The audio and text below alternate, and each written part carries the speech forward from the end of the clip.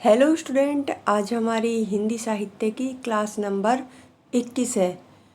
ये क्लासें HTET, TGT, PGT दोनों के लिए महत्वपूर्ण है, जो भी हिंदी से तैयारी कर रहे हैं।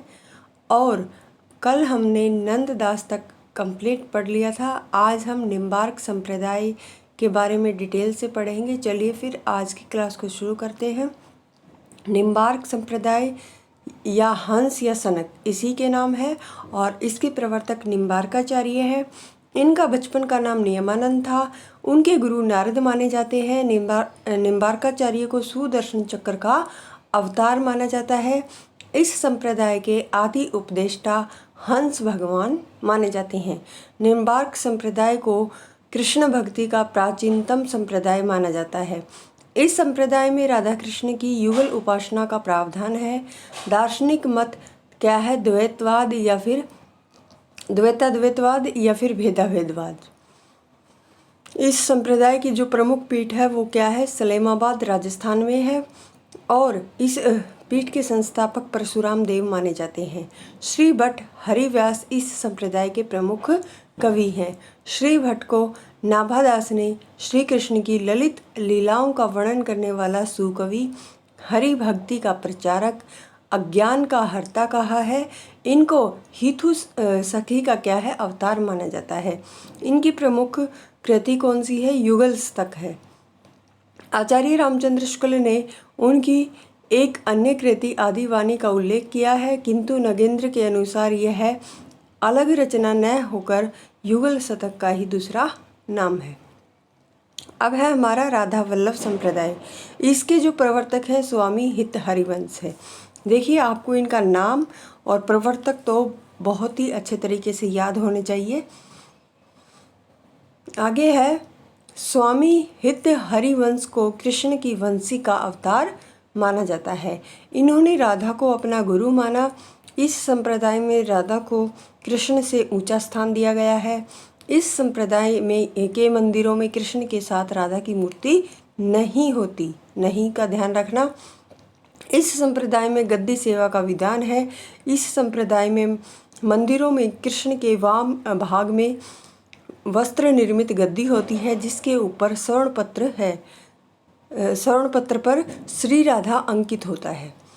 इस संप्रदाय में किसी भी दार्शनिक मत को मान्यता नहीं दी गई। गोस्वामी हित हरिवंश की रचनाएं हित 84 स्फुटवाणी ब्रज भाषा की है और राधा सुधा निधि यमुनाष्टक ये संस्कृत भाषा की। आचार्य रामचंद्र शुक्ल ने इस संप्रदाय को हितु संप्रदाय कहा। ध्रुव दास स्वामी हित हरिवंश के भाष्यकार व्याख्याकार के रूप में प्रसिद्ध हैं। डॉक्टर नगेंद्र ने ध्रुवदास को रीतिकाल और भक्ति काल के कवियों को जोड़ने वाला रस सिद्ध कवि कहा है। इन्होंने नाभादास की भक्तमाल के अनुकरण पर भक्त नामावली की रचना की। रामचंद्र शुक्ल के कृष्ण उपासक भगत कवियों की परंपरा की समाप्ति ध्रुवदास से मानी जाती है। आगे हमारा हरिदासी सखी संप्रदाय है। हरिदासी या फिर सखी संप्रदाय ये दो नाम है और इसके संस्थापक हरिदास है। इस संप्रदाय को निम्बार्क संप्रदाय की शाखा माना जाता है। हरिदास अकबर के समकालीन थे। अपने समय के संगीत आचार्य थे। प्रसिद्ध संगीतज्ञ तानसेन का गुरुवत सम्मान करता था। कहा जाता है कि अकबर छद्म भेष में उनके पद सुनने आया करता था। छद्म यानी बनावटी भेष में क्या है? उनके पद सुनने आते थे। स्वामी हरिदास ने वृंदावन में बांके बिहारी मंदिर की स्थापना की।